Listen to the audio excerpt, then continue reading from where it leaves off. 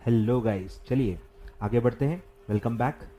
ये पार्ट में मैं एक क्वेश्चन पढ़ाने वाला हूँ सेपरेट। छोटा सा क्वेश्चन है और छोटा सा पार्ट रहेगा। प्रैक्टिकल क्वेश्चन हम पढ़ेंगे अबाउट एनपीवी एंड आईआरआर। ठीक है, थोड़ी प्रैक्टिस के हिसाब से मैं रिकॉर्ड कर रहा हूँ कि आपको एक दो क्वेश्चन और करने चाहिए ताकि आपको और अंडरस्टैंडिंग आए। और मेरे हिसाब से एग्जाम पॉइंट ऑफ व्यू से भी जो 5 मेथड्स हमने पढ़ी हैं वो ज़्यादा इंपॉर्टेंट है और उसी पे प्रैक्टिकल क्वेश्चन आ सकता है। ठीक है, चलिए स्टार्ट करते हैं। तो आपको आना है क्वेश्चन नंबर 10, चैप्टर नंबर 10। ठीक है, चैप्टर नंबर 10 के क्वेश्चन नंबर 10 पे आना है और प्रैक्टिकल क्वेश्चन हम पढ़ रहे हैं अबाउट एनपीवी एंड आईआरआर। ठीक है, चलिए स्टार्ट करते हैं। Management of company has two alternative projects under consideration. Project A requires a capital outlay of 1,20,000 and Project B needs 1,80,000। ठीक है, दोनों का कैपिटल आउटले अलग अलग है। Both are estimated to provide a cash flow for 5 years. ठीक है, project life दोनों का सेम है, दैट इज 5 ईयर्स।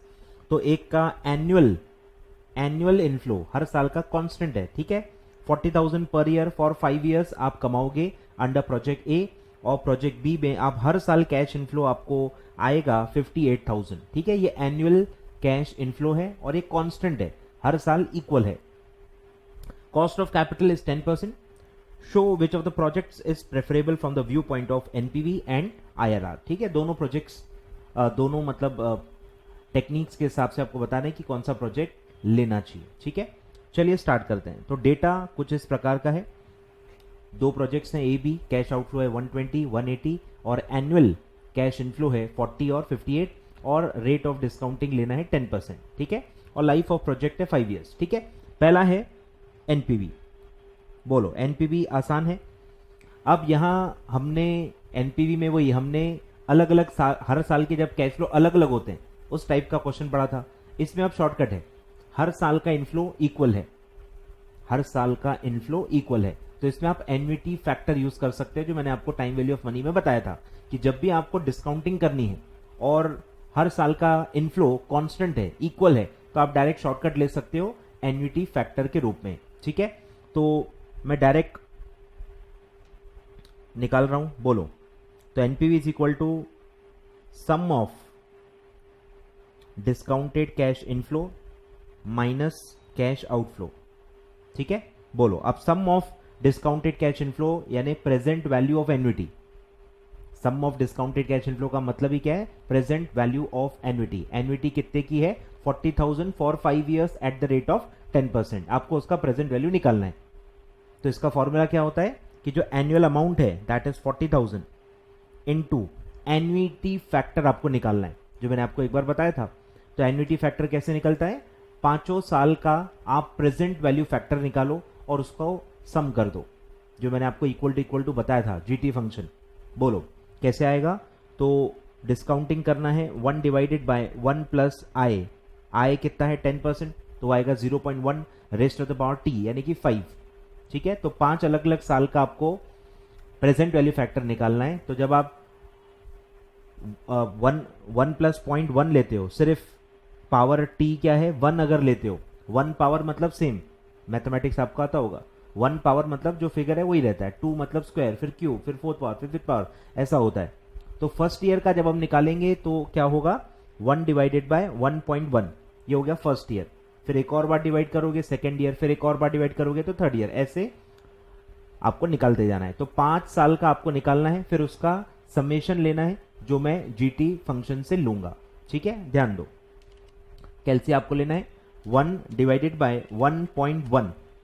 ठीक है, इक्वल टू, तो ये इक्वल टू दबाया मतलब पहला साल आ गया, वो आएगा 0.909090। फिर एक और बार 2 3 4 5। ठीक है, अब ये पांचों का समेशन लेना है, तो आपको जीटी फंक्शन यूज करना है, क्योंकि आपने 5 बार इक्वल टू दबाया। जब भी आपको इक्वल टू का समेशन लेना है, जीटी फंक्शन से ले सकते हो।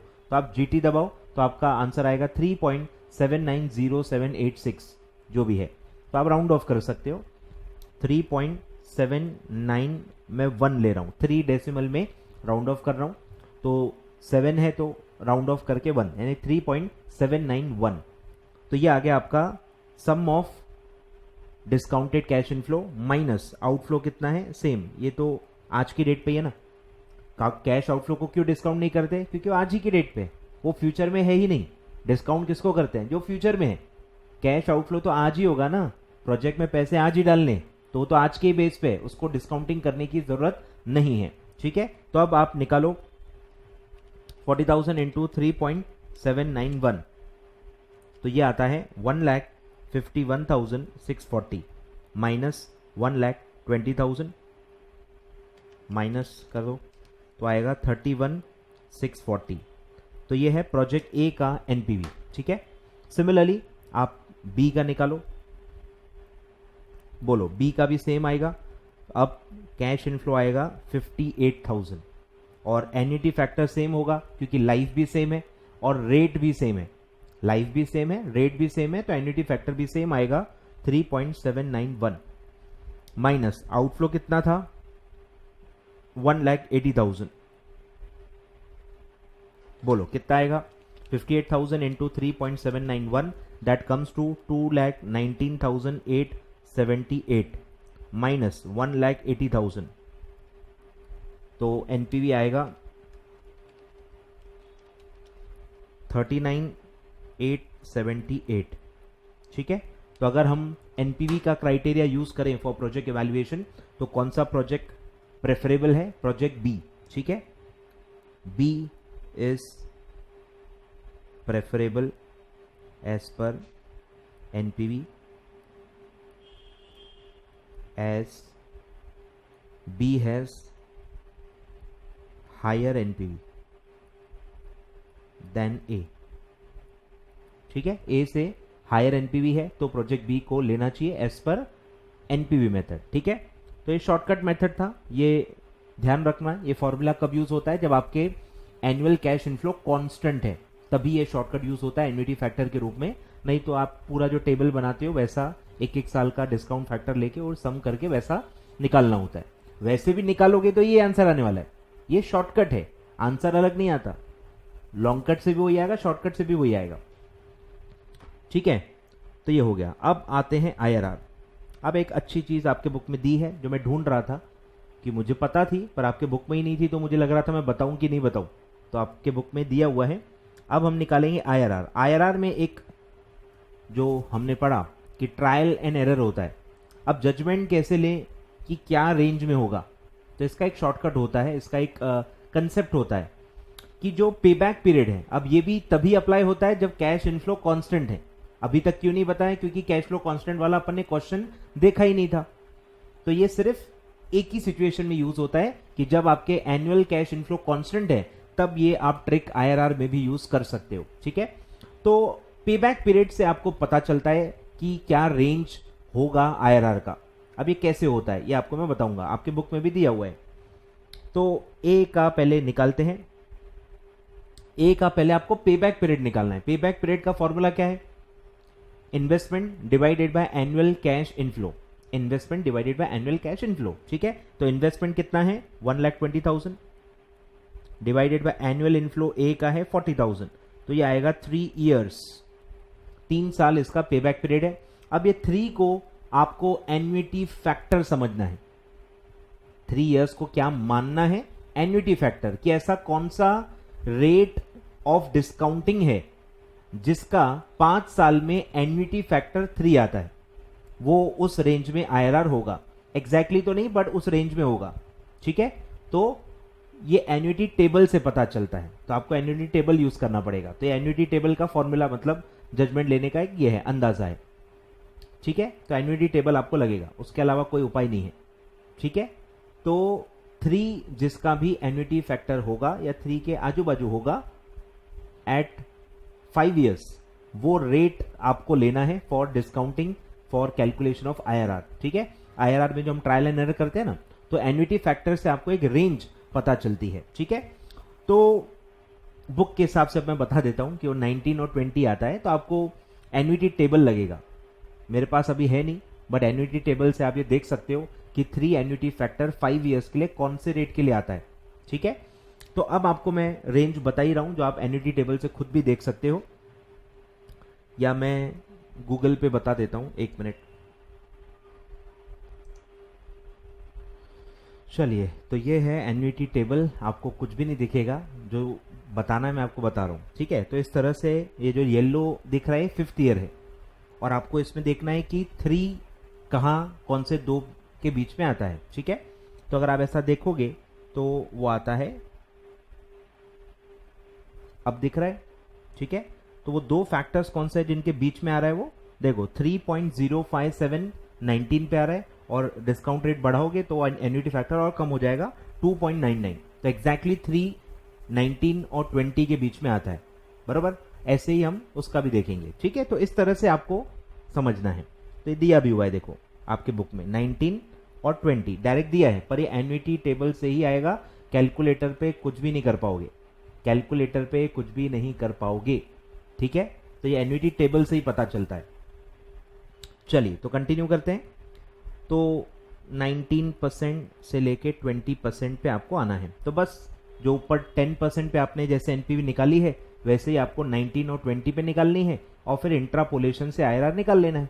सेम प्रोसीजर है, ठीक है। चलिए सॉल्व करते हैं, प्रैक्टिस होगी आपकी, ठीक है। प्रैक्टिस के एंगल से आपको ये सब देखना है, आता होगा आपको, बट प्रैक्टिस करना है। चलो, तो ए का पहले निकालते हैं। चलो, ए का 19% पे एनपीवी क्या आएगा, बोलो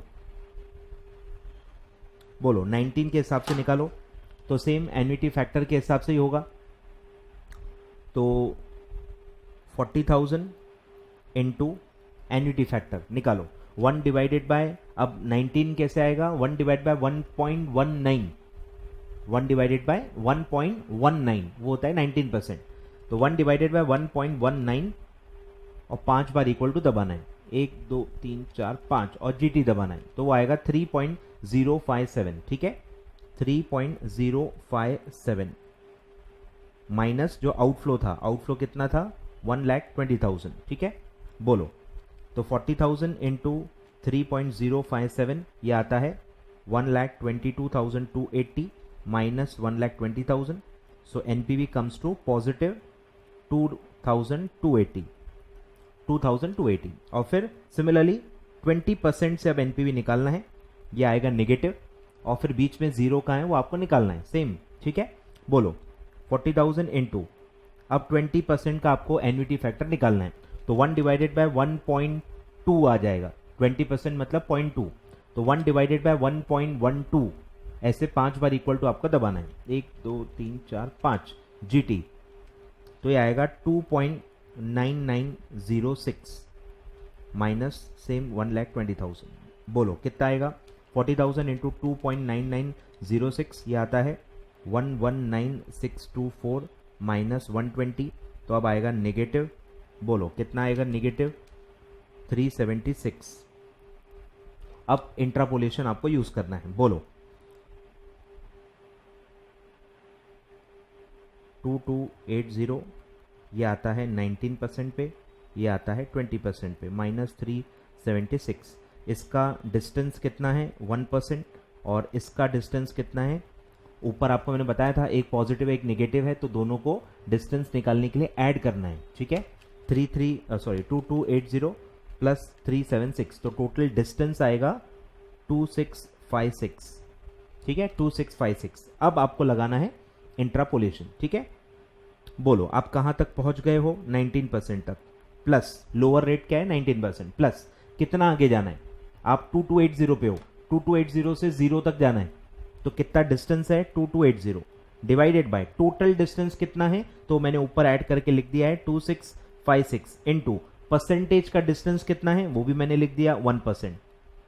निकालो, तो 2280 डिवाइडेड बाय 2656 इंटू 1 मतलब सेम ही आएगा, तो 0.858 प्लस 19, तो आपका आईआरआर है 19.858 यानी 19.86, राउंड ऑफ कर लो, ठीक है।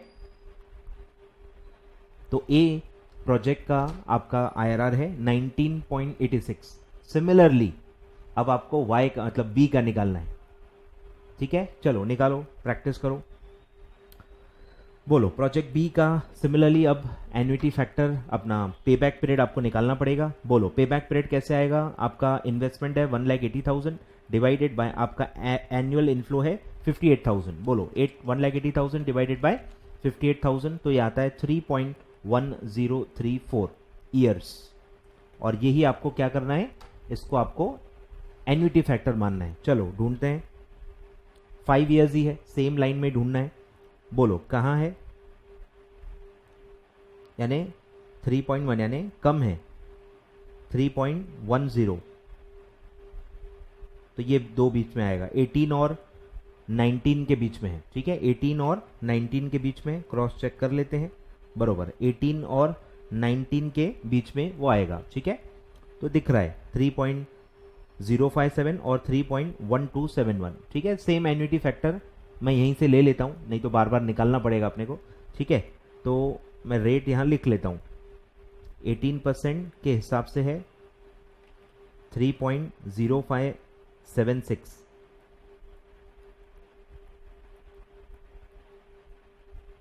और 19 का तो ऊपर लिखा ही था अपन ने, सॉरी 19, हाँ, और 18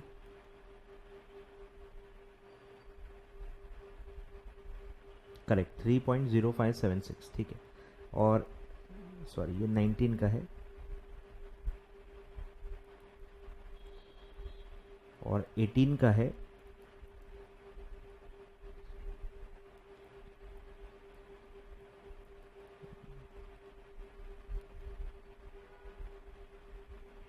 ठीक है, राउंड ऑफ।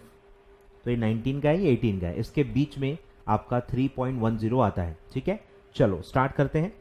तो पहले आएगा एट 19%, बोलो 19% पे एनपीवी क्या आएगा। अब ये प्रोजेक्ट बी है, सेम आंसर नहीं आएगा, मतलब वहां के इनफ्लोज अलग थे, यहाँ के इनफ्लोज अलग है। ठीक है, तो बोलो क्या आएगा, 58,000 यहाँ का इनफ्लो है, इनटू एन्युटी फैक्टर एट, ये सेम आएगा 3.0576, यहाँ मैं 4 डेसिमल ले रहा हूँ, माइनस आउटफ्लो है 1,80,000। बोलो कितना आएगा, 58,000 इंटू 3.0576, तो ये आता है 177,340 माइनस 1,80,000, तो ये आएगा नेगेटिव, क्योंकि हायर रेट है। ठीक है, हायर रेट पे नेगेटिव आता है, लोअर रेट पे पॉजिटिव आता है। तो पहले अपन ने हायर रेट लिया इसमें, तो नेगेटिव आएगा 177,340 माइनस 180, तो नेगेटिव 2260।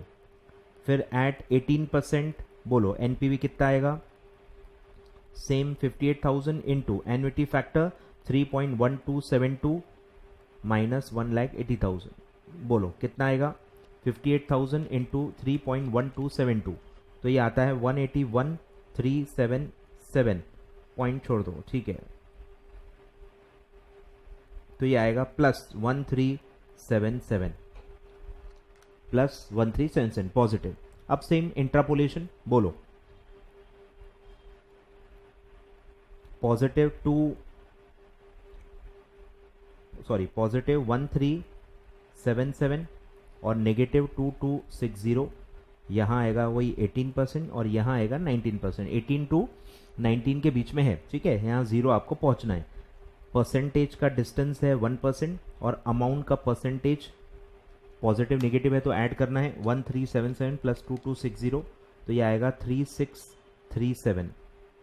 ठीक है, चलो इंट्रापोलेशन लगाओ, लोअर रेट कितना है 18%, प्लस कितना आगे जाना है, मैं कहाँ हूं, मैं 18% पे हूं, 18% पे पॉजिटिव एनपीवी है 1377, 1377 से 0 तक जाना है, तो डिस्टेंस भी कितना है 1377 डिवाइडेड बाय टोटल डिस्टेंस कितना है, तो टोटल ऊपर लिख दिया है मैंने 3637 इंटू टोटल परसेंटेज में डिस्टेंस कितना है 1%,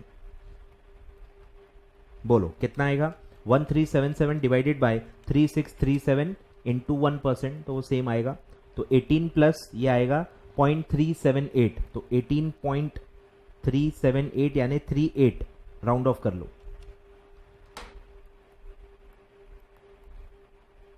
तो ए का आईआरआर है 19.86 और बी का आईआरआर है 18.38, तो इसमें भी ए का देखो ऊपर भी क्या आया था एनपीवी में, अच्छा उल्टा है, देखो कॉन्ट्राडिक्टरी है बराबर, क्योंकि इन्वेस्टमेंट अलग अलग है ना, लाइफ सेम है, इन्वेस्टमेंट का साइज अलग अलग है, इसलिए दोनों का देखो कॉन्ट्राडिक्टरी आंसर आ रहा है। तो एनपीवी के हिसाब से हमने क्या रिकमेंड किया था बी, लेकिन क्योंकि बी का इन्वेस्टमेंट ज्यादा है एब्सोल्यूट अमाउंट में तो ज्यादा कमा के दे रहा है, एब्सोल्यूट 39,000 आपको वो कमा के देगा, लेकिन उसकी इन्वेस्टमेंट भी तो ज्यादा है ना। तो एनपीवी एक एब्सोल्यूट मेजर है, वो इन्वेस्टमेंट के परसेंटेज के हिसाब से देखता ही नहीं, इसीलिए पीआई निकलता है अलग से जो डिवाइड करके पता चलता है। तो यही एनपीवी का फ्लॉ है कि जब अमाउंट अलग अलग है तो फिर अलग अलग आंसर आ सकते हैं, मतलब अलग अलग मेथड्स अलग अलग प्रेफरेंस दिखा सकते हैं। ठीक है, तो आईआरआर के हिसाब से, क्योंकि आईआरआर इन्वेस्टमेंट भी देखता है, इसीलिए यहां पे दिख रहा है कि भले ही बी के इनफ्लो ज्यादा हो पर बी का इन्वेस्टमेंट भी तो ज्यादा है ना, बरोबर। तो परसेंटेज वाइज उसका जो इनकम है वो 18.38% है और ए का 19.86 है। तो आईआरआर के हिसाब से क्या रिकमेंड करेंगे, ए इज प्रेफरेबल अंडर आईआरआर। ठीक है, आईआरआर के हिसाब से ए रिकमेंडेबल है क्योंकि आईआरआर ज्यादा है। ठीक है, चलो तो लिखो लिखो भाई, चलो सारे स्क्रीन दे देता हूं, आप लिखो आराम से। आई होप थोड़ा थोड़ा कॉन्फिडेंस बढ़ते जाएगा, हर एडिशनल क्वेश्चन से आपका कॉन्फिडेंस बढ़ते जाना चाहिए। ठीक है, चलिए ये है स्क्रीन 1।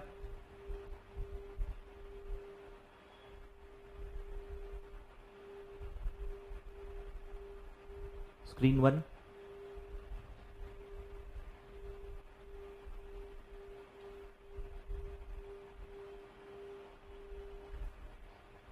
ठीक है, फिर है स्क्रीन 2,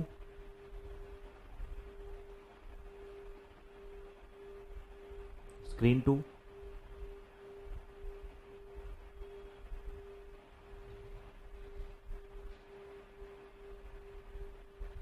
स्क्रीन 3,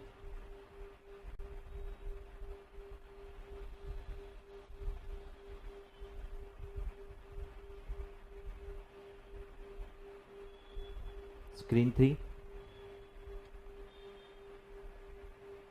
स्क्रीन 4,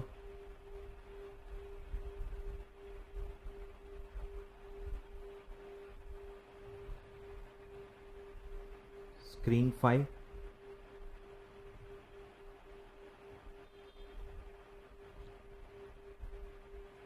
ठीक है, स्क्रीन 5,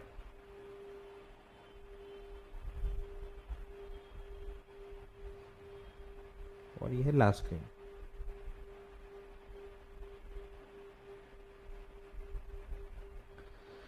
ठीक है, आराम से लिखो, अच्छे से लिखो, कोई भी डाउट हो आप व्हाट्सएप पे मुझसे पूछ सकते हो। ठीक है, एनपीवी आईआरआर हमने समझ लिया, कॉन्ट्राडिक्टरी रिकमेंडेशंस क्यों आ रहे थे कि दोनों का जो इन्वेस्टमेंट है वो अलग अलग है। ठीक है, अलग अलग इन्वेस्टमेंट है इसीलिए अलग अलग आंसर आ सकता है, कोई प्रॉब्लम नहीं है।